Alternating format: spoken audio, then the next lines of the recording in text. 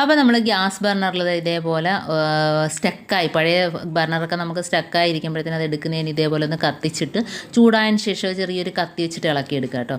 അപ്പോൾ അതിൻ്റെ ചുറ്റുഭാഗവും കണ്ടോ അതിൻ്റെ ആ ഗ്യാസ് ലീക്കായിട്ട് തീ ആളിക്കത്തുന്നുണ്ട്. അപ്പോൾ അതൊക്കെ നമുക്ക് ഒഴിവാക്കാം.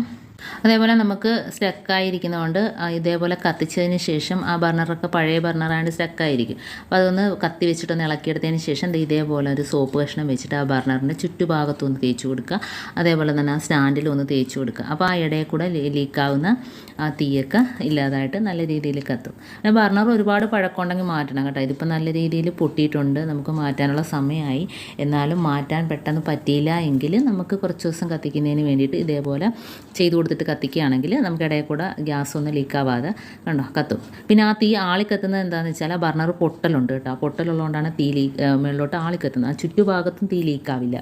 അപ്പം കുറച്ച് ദിവസമൊക്കെ ഇതേപോലെ അത്യാവശ്യം ഉപയോഗിച്ചതിന് ശേഷം നമുക്ക് ബർണർ മാറ്റേണ്ടതാണ്.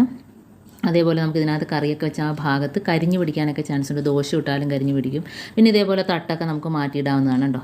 തട്ടൊക്കെ തുരുമ്പിച്ച് പോയിട്ടുണ്ടെങ്കിൽ ഇതേപോലെ മാറ്റി അതിൻ്റെ സ്റ്റാൻഡും തട്ടും എല്ലാം നമുക്ക് മാറ്റിയിടാം. എന്നിട്ട് നമുക്ക് ബർണറും എല്ലാം മാറ്റിയിടാം കേട്ടോ. ഞാനിപ്പോൾ കാണിച്ചു തരാം. ബർണർ അതേപോലെ അതിൻ്റെ ആ സ്റ്റാൻഡ് കുഴപ്പമുണ്ടെങ്കിൽ അത് മാറ്റിയിടാം.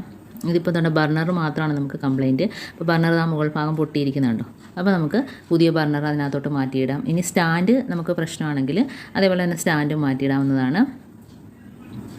അപ്പോൾ സ്റ്റാൻഡിനാകുമ്പോൾ ഇതേപോലെ അത് ചുറ്റുഭാഗത്ത് പൊട്ടലൊക്കെ ഉണ്ടെങ്കിൽ മാറ്റിയിട്ടുണ്ട്. ഇപ്പോൾ അതിനകത്ത് നിറയെ കരി അടഞ്ഞിരിക്കുന്നുണ്ട്.